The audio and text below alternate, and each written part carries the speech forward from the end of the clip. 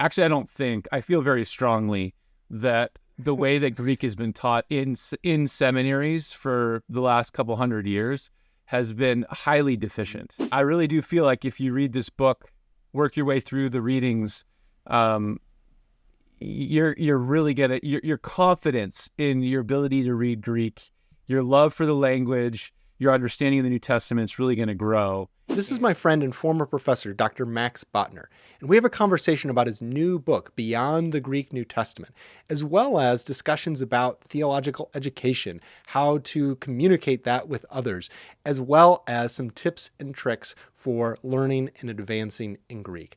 I know you're going to love this conversation. It was a huge blessing to me. Thank you, Dr. Botner, for coming on. So let's dive into our conversation. I'm JC Schroeder, and this is Bite Size Seminary. All right, so I'm so happy to have my good friend, Dr. Max Botner, here with us. And we're going to be talking about, as I mentioned in the intro, we're going to be talking about his book, Beyond the Greek New Testament. And just going to say right here from the beginning, it is awesome. You need to go buy it. It's just a really great resource. And so glad to have you, Dr. Botner. Thank you so much for being here. Yeah, thanks, JC. It's such a treat. We obviously go back a few years now, and it was such a privilege having you as a student, one of the best students I ever had. And yeah, I really am grateful. I mentioned you at the opening of the book because I'm really grateful to you and the other students that took that advanced Greek reading course that was kind of the impetus for writing the book. So thanks for having me on. Yeah. We were talking earlier, and I was just telling Dr. Botner, I knew this book was going to be great even before I saw it, because it was so great in just like in its beginning form in the class, seeing the readings there. So yeah, fantastic book. Well, Dr. Botner, we want to talk about the book, but first, maybe before we do that, can you just tell us a little bit about yourselves, who you are, your background, what do you do? Yeah, I'd be happy to. So I am a professor at a Christian liberal arts school in Northern California called Jessup University, formerly William Jessup University, but the marketing team pulled some folks and said that it's better to just be Jessup University now for marketing purposes. So that's what we're called. I still call it William Jessup, but in any case, it's also my undergraduate alma mater. I kind of bounced around a bit in undergrad, but it was coming to Jessup that I first took a Bible class, and that really got me excited about studying the Bible. And it was my first class here at Jessup, first Bible class, Old Testament intro with Dr. Marilyn Copeland, and that really kind of lit a fire under me. And so really from then on, I had been on a path of working towards some kind of teaching ministry, kind of a lot like you, actually. It just passionate about teaching the Bible in church context and classroom setting. And so I did some of both. I went to Fuller Seminary, so that's where I did my seminary degree. And then after a little bit of time doing some work in a classics department at UC Davis and doing some adjunct teaching, I ended up in the UK in St. Andrews, did my PhD there, which was a really wonderful experience and kind of got me ready for more of the life of teaching. Still wasn't sure where I'd work, but through God's providence, I was at a postdoc in Germany, which was in some ways really great, in other ways just really hard on our family. And so I was looking for something full-time and something that could get us back to the United States. And that's when I got the job at Grand Rapids Theological Seminary, where we met.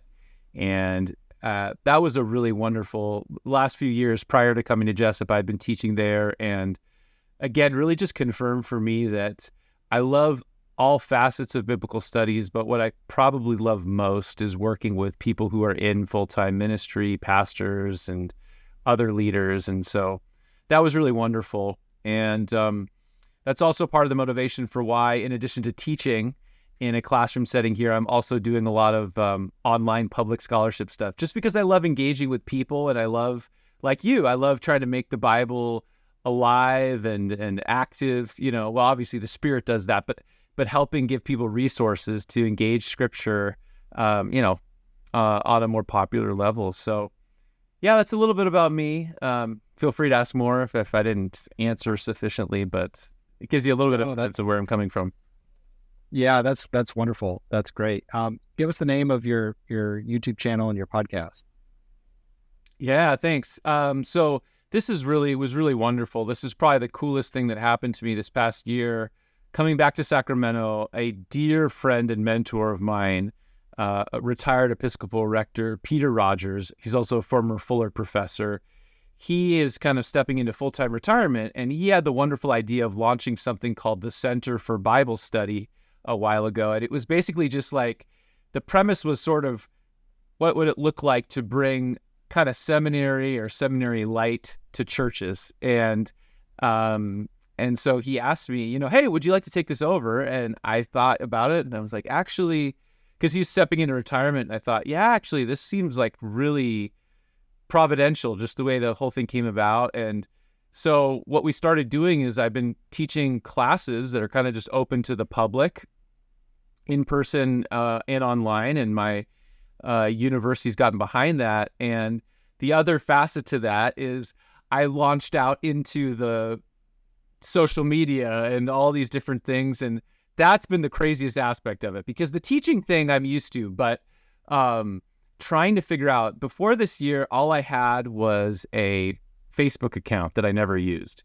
Now I have like all these different social media accounts, trying to figure out how to do YouTube. So that's been really crazy. But yes, I have a YouTube channel called the Center for Bible Study, named after the center that I'm the director of. And we put out, content pretty regularly, both from the classroom, so the public classes that I teach, we try to make the content available there. And then the podcast that I'm running, called On the Way. You can listen to it, but you can also watch all the episodes on the Center for Bible Study YouTube channel. So I'm really trying to build that up. As with all these kind of online spaces, there's all kinds of weird stuff that's on there as well. But I do think YouTube is, someone told me this, and I think they're right. Like, the primary purpose of YouTube is entertainment. Like, right, people go into social media to be entertained before they go on to be educated. But there are people that go on YouTube for educational purposes, and so it is actually a really good medium for making education about the Bible broadly available publicly. So that's one of the things that I'm committed to over the coming years is really building up that channel with resources for people on the Bible. And so, yeah, it's a little bit about what I'm doing. Yeah, that's so cool. And I love just your heart for the church, not just for like the Ivy Tower Academy, which is a very helpful aspect of your ministry and just in ministry in general, but like, it's not just for the academy for the tier 1, but it's for all believers. And I think you're right that like the podcasts and the YouTube, like that's really where, for better or for worse, a lot of discipleship happens, at least on like an educational level, because it's expensive to go to seminary. It's a big time commitment, or you just, you hear, funky things and you're like, oh, I guess maybe that's true. And so I'm very appreciative of people who put out really great content in that way, but then also like have the credentials and the study that they've put into to actually justify what they're saying. Unlike me, just like, I think that's what it is, but like, you have actually people who've actually like done serious work, and I think that's really, really valuable. So you know what you're talking about, though. You do. You don't have to undersell it. You've done a lot of work, but yeah, but you're right. And I actually did a couple episodes on this for the channel and the podcast, just kind of trying to help people explore like what is theological education, like what's its purpose anyway, because I think there's a lot of lack of clarity in the church on that. Like, many people in the church, I don't think, see any value to theological education just because it hasn't really been discussed, and many people just don't have a vision for what that would look like. And then the only vision we've seemed to have had in the church, is, well, if you want that, you go here, you go to seminary or whatever. And I think seminary is really great, and I hope, I pray for seminaries to thrive. But I'm also trying to think about, two things. One, we have to be realistic that the model on which many seminaries are based is just not sustainable for what's coming in the future, on the one hand. And then two, on the other hand, maybe there's more local churches could be doing through partnerships to ensure broad theological education in churches, right? And so I'm kind of like, I don't see like what we do like as competing with seminaries so much as trying to fill in a really big gap, I think, within spaces of theological education, in the church. So, and I think that's really important, right? I think, how we as the church do theological education is negotiable. It's always been changing over the past 2,000 years, but the importance of it is not. We have to be doing it because the mission of the church hinges upon us knowing what the mission is, and constantly going back to Scripture and being faithful to what God's saying to us through Scripture today. So, it's cool. I'm excited for you. I'm really excited that you're doing the work you're doing, and I think it's really important. Yeah, appreciate that. Yeah, and I think like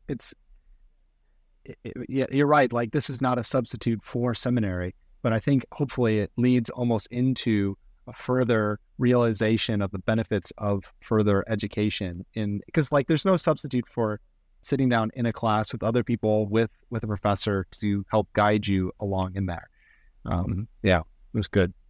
Okay, that's a great conversation. But let's talk about your book. All right, we got your book here. I can hold it up right here. All right, so Beyond the Greek New Testament, advanced readings for students of biblical studies. I'm trying to read backwards here. So this is a fantastic book. As we already mentioned, I was kind of one of the maybe guinea pigs in your advanced Greek reading class for part of it. And maybe we can begin with like why. So the title is Beyond the Greek New Testament. It's already hard to learn Greek to read the New Testament. Why do we need to go beyond the Greek New Testament? Mm-hmm. Yeah, I mean, there's a couple ways to address that question. I guess one is, I think sometimes the way that Greek has been taught, I feel very strongly that the way that Greek has been taught in seminaries for the last couple hundred years has been highly deficient, meaning most people who've come in as training to be pastors haven't learned to read Greek. They've learned to maybe use it. And what that does is it leads to a lot of frustration. Like, if all I do is give you a bunch of charts to memorize and a few words here or there to parse, and then at the end of that I say, okay, now you're educated. Or maybe then you take an exegesis course, which again, maybe you do read, maybe you don't read in that course, and you write a paper on it. At the end of that, are you really prepared to deeply engage the Greek of the New Testament? Probably not, which is why when you hear Greek used in sermons, 99% of the time it's going to be used incorrectly. And most of the time when pastors are using it, I think they are using it because they're like, well, dang it, I spent all this money and time, taking these Greek classes. It says on my transcript I learned Greek, and so, gosh darn it, I want my congregation to know I know some Greek, and I'm going to throw a word out there or something like that. I don't think the fruit of it has been that good, to be honest. So with that said, does that mean scrap Greek? Because that's one thing that a lot of people have done is just say, a lot of the students don't want to take this anyway, and the fruit of it's been kind of mixed. So should we just scrap it? And some people have gone that route. Where I feel like for some people, I feel like people should kind of make a decision in terms of like, do you want to learn it or not? If you don't, you shouldn't have to. And there's other ways, like there's other tools you can learn how to use, and you could just kind of know what are your limits going to be in terms of the language of the New Testament, and that's fine. Like there's actually, I would say, learning how language works, like having a basic kind of framework for how language works and the cultural world of the New Testament is actually more important even than being able to read Greek. So I would put that first, and then they're interconnected. But if you don't have time to learn the language, okay, but I would prioritize that first. But if you're going to go for learning the language and put in the work, then you might as well really come away with something like where you can actually use it and read it. And okay, we're all on a path. I say this in the book. None of us have like arrived at the destination because none of us are first century Greek speakers, right? But we are all on this path together, and you should hopefully be on a path where you're like, for the rest of my life, I'm going to be engaging this because I have the foundation with which to do that. So back to the whole beyond the Greek thing, New Testament thing, I want to highlight for people, one, there's a lot more Greek out there than just the New Testament.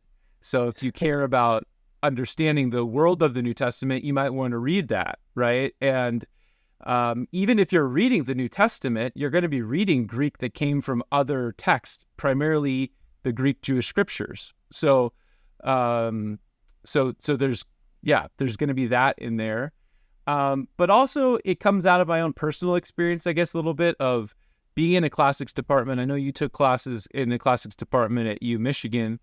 I just feel like when you read more authors, it broadens your ability to read any author. And also, I mean, it makes it easier sometimes to read the New Testament, right? Like, I was kind of ashamed and amused when I found out at UC Davis that when you're in the first year program of Greek and classics, after you've taken like the first quarter or two of grammar, they put you in an easy readings course just to practice reading and stuff. And guess what text they use for the easy readings course?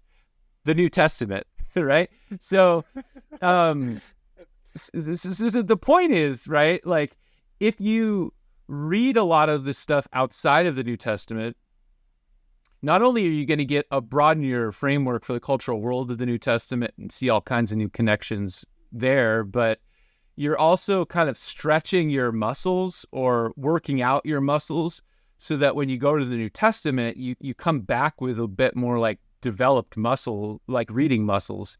So yeah, it's a roundabout way of saying that I actually think doing that kind of an exercise puts you in the best position to be a really good reader of the Greek New Testament.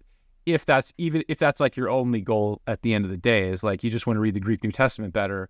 Well, just reading a lot of Greek and reading some Greek that's going to challenge you and stretch you beyond what you're even going to encounter in the New Testament, that's only going to be to your benefit when you go back to the text of the New Testament. Yeah. And I think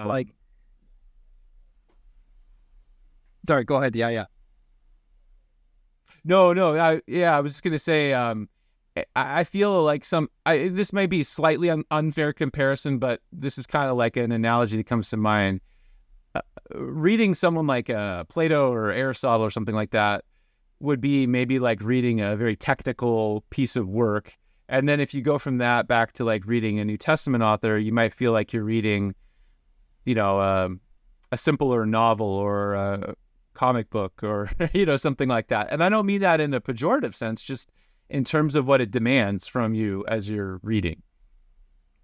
Yeah, I think that's really true. And like, I think one of the difficulties for especially New Testament students, people who care about Scripture and are people of faith, like they know what the text says from English. So like you're already like, you kind of know what it says because you know some of the words. And so you can kind of like guess the right answer even without really knowing Greek.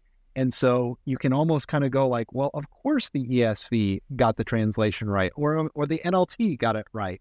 And so when you kind of like move from more difficult to an easier, then you can see, oh, there are different options here. I see why the ESV took it this way. I see why the NLT took it this way, but I think maybe it might be better to take it this way or whatever. So definitely strengthens you for doing that exegesis later. Yeah.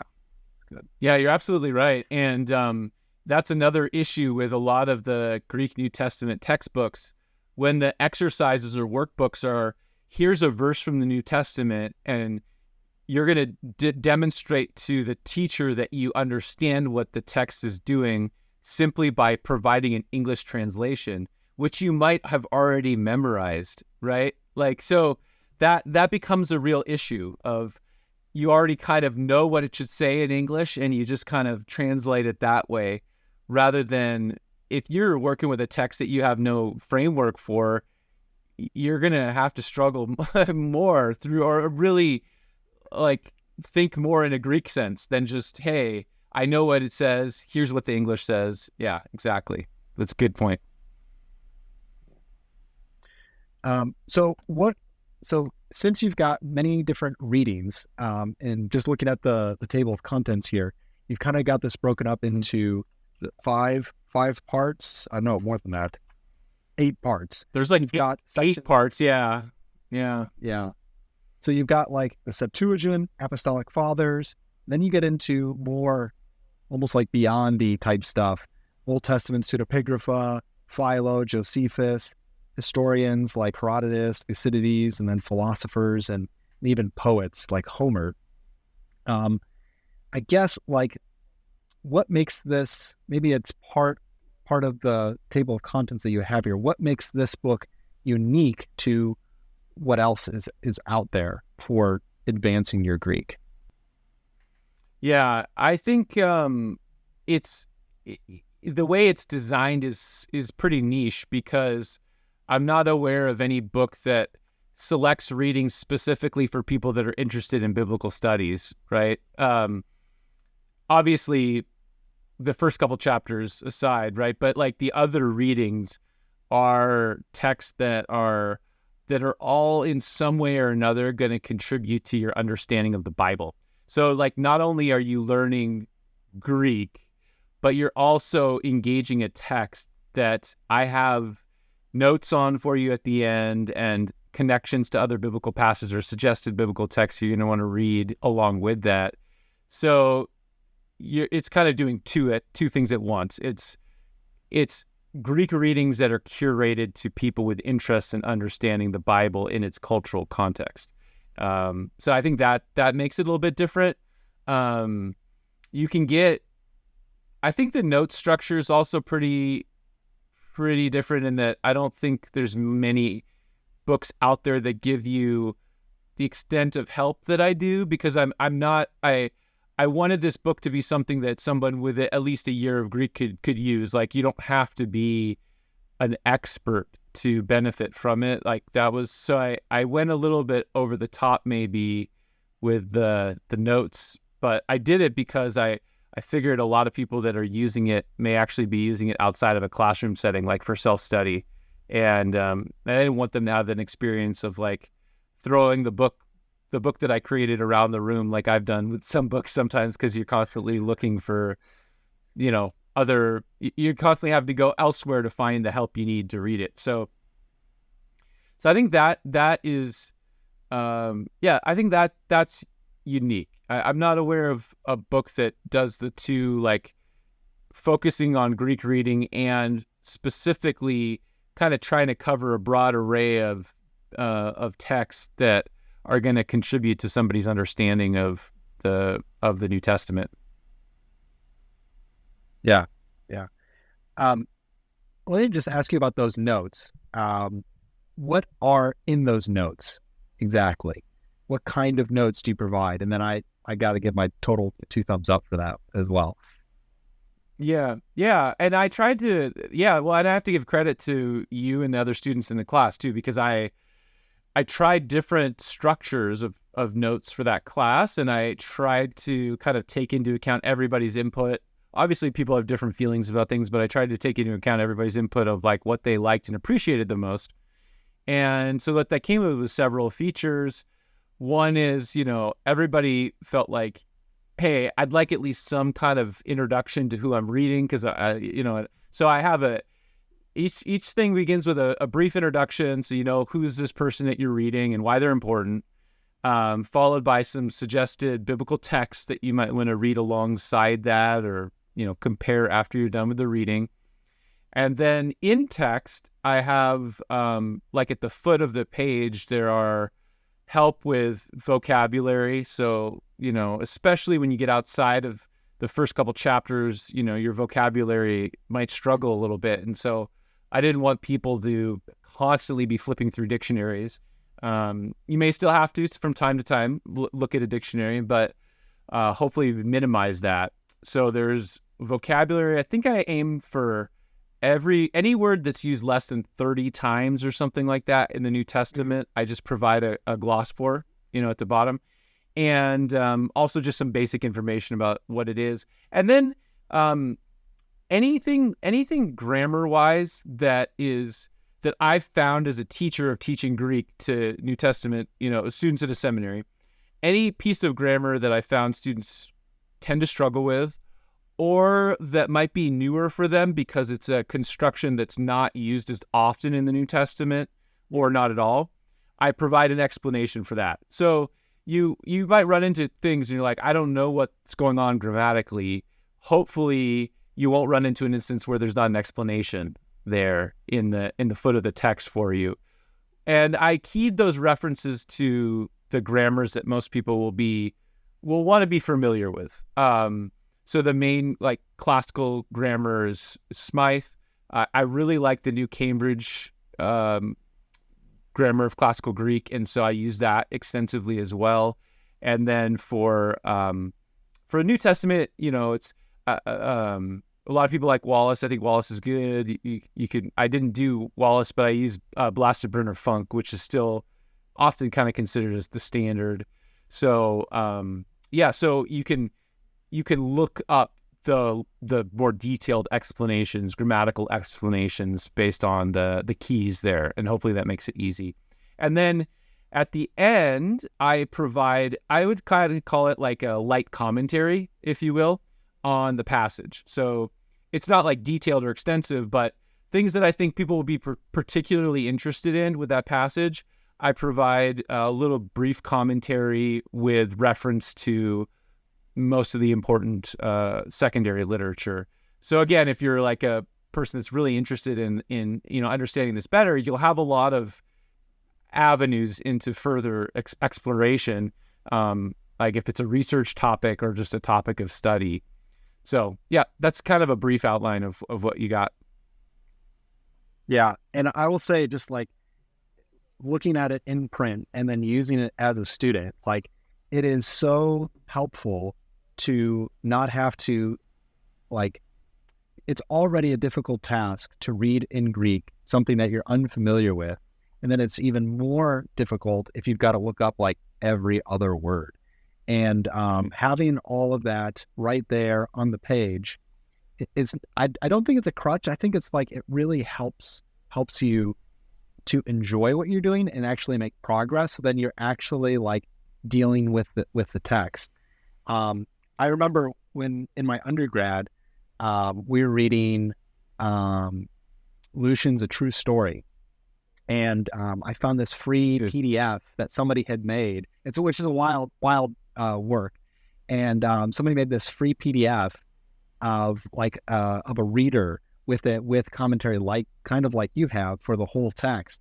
But it was so not well produced. It had so many just typos and errors that a beginning student doesn't always catch. So then you're just like, oh, it's that? Okay. And then you look like an idiot in class. And then you're like, oh, that's not what it is at all. The definition's totally wrong. And so I stopped using it because it just wasn't helpful. And your book is really well edited. There's lots of thought in the glosses that are given, in the commentary, the notes at the end of here's something that only happens 5 times. And so don't worry about it that you didn't know this. This is really helpful.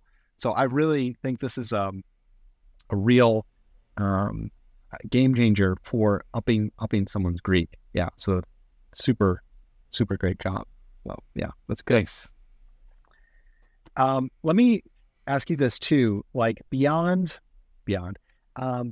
just reading more Greek, what do you think are some good tips and tricks for those that are learning Greek now? Maybe they're starting Greek because when we're recording this, it's like at the beginning of the semester. Maybe they're starting Greek or they're continuing on in their Greek. And they just want to improve. What tips and tricks do you think would be helpful for them as they continue on that journey? Yeah, that's a great question. I don't know, like, so the number one thing I would say is actually just exposure. I think one of the things that beginning students make sometimes, or just people we continue to make, is trying to do language learning in like isolated pockets. But the more that you can kind of spread it out throughout your week, so if you can develop any kind of habits that become daily for you, that's going to pay dividends over the long run. I think sometimes it's not a bad idea to just practice reading out loud. Also, I think even if you're alone, so one of the mistakes people make is they just do it in their head. But the more you can say it out loud, get comfortable with it, hear yourself say it, even if you're not comprehending everything because you're a beginning student, doing that I think is really helpful. Practice to do memorizing text in Greek, I think, can be a really great idea. I know of several people. I think Tom Wright, N.T. Wright, was telling me back when he was a student, he would record himself reading Greek passages and then just listen to the recordings over and over and over. And I noticed that with just being around him and stuff, he would just spit out Greek texts that I could tell like were the product of having it memorized, and again, that's another way of having it kind of sink in. And the more you hear it and expose yourself to it, I think the better. The better. And then, I'm trying to think what else. So I recently was interviewed by Kevin Grasso, who does Bibliolingo. It's this program that he was showing me around. And so, I think programs like his are also really helpful for people. And I think will encourage people, especially if someone's trying to do like independent learning or whatever, and maybe, even as a supplement to what you might be doing in the classroom, because it's a model of teaching Greek that's basically saying like, okay, what if we taught Greek the way we teach every other like language that you would learn, right? So it's based on actual evidence of how people learn languages. And I think that's one of the reasons why people get so frustrated in the classroom sometimes with Greek, is because it can be this very artificial experience of, trying to memorize vocabulary words in isolation, and then trying to memorize a paradigm, declension, and anything you can do to make it feel more organic, like that you're using it, even if you're just having fun, like trying to write out simple sentences of Greek too. I mean, I think that could be a great exercise. Like, I want to say something in it. How would I say that? And try messing around with it. And, anything you can do to have fun with it, to make it more a part of your daily life. I'm a big fan of that. I think that's a helpful way to go. You do have to do some, memorization, of course. And so, if you take some, like, maybe in the beginning you have, I used to have a set of flashcards that I'd carry around with me. And when I was bored or waiting in line or something like that, just pull out a little stack and start going through them and saying them. I think saying it out loud, hearing yourself say it, is very important. So when you're going through your vocabulary, don't just look at the card, look at the back. I've made that mistake before, but I really do think say the word out loud, say it, hear yourself say it, get comfortable with saying it, as you're going. But just anything like that, anything you can do to kind of make it feel more natural, depressurize. Don't put pressure on yourself to, like, be a certain way. Just have fun with it and make it, as much as you can, make it a part of your daily life. That's what I would say. That's good advice. Yeah, appreciate that. Thank you so much. All right. So the book is, as we wrap up here, Beyond the Greek New Testament by Max Botner, published by Baker. Just came out. So definitely go get it. We'll put links for Dr. Botner's podcast and YouTube channel in the description. Dr. Botner, is there anything that you want to share that we missed out on that you want to share for us? Well, I mean, for those that are,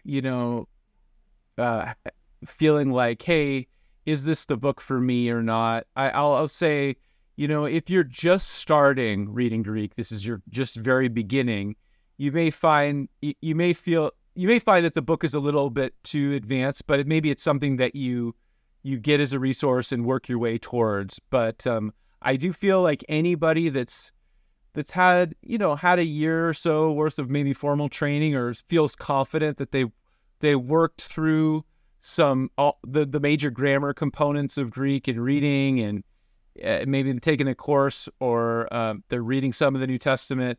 I really do feel like if you read this book, work your way through the readings, you're really gonna your confidence in your ability to read Greek, your love for the language, your understanding of the New Testament is really going to grow.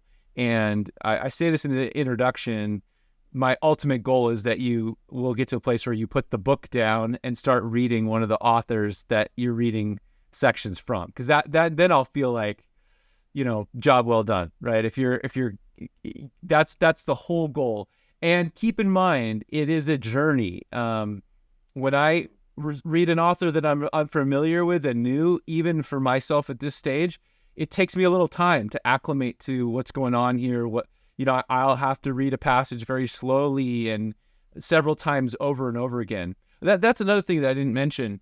One of the best things you can do is read a text and read it over and over and over again to kind of ingrain what you've picked up, right?